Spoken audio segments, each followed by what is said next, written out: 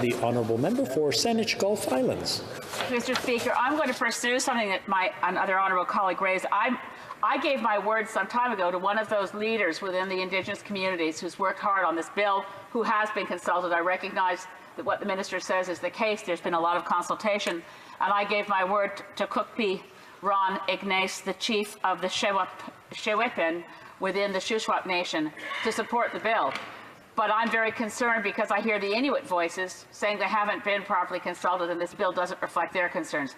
I would vote for time allocation to get this bill passed before an election. If I had the minister's word, Mr. Speaker, that amendments would be forthcoming to address the concerns of those Inuit and other Indigenous, First Nations and Métis peoples who are not yet satisfied. If I had that word of commitment from the minister, I would vote for time allocation.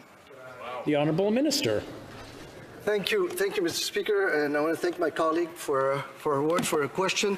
Mr. Speaker, the co-development process from day one has involved everybody, the Inuit, the Métis, the First Nations. We all agreed, the four groups, including the government, on 12 principles are the base of this project. We all agreed that we had to respond to Call to Action 13, 14, 15, which this bill does. We all agreed that it needed a stable and long-term funding, which this bill provides also, and it's got the support of the First Nations, the Assembly of First Nations, of the Métis, and regarding our friends, the Inuit, they would like this bill to contain other segments. We're discussing with them, we'll continue discussing with them, as I mentioned to them in a discussion where we're sitting together in New York a couple of weeks ago, and as I mentioned to them also, my door is always open, they know that, and we'll keep discussing, see if there are things we can agree on, we'll definitely be able to integrate it to the bill, Mr. Speaker,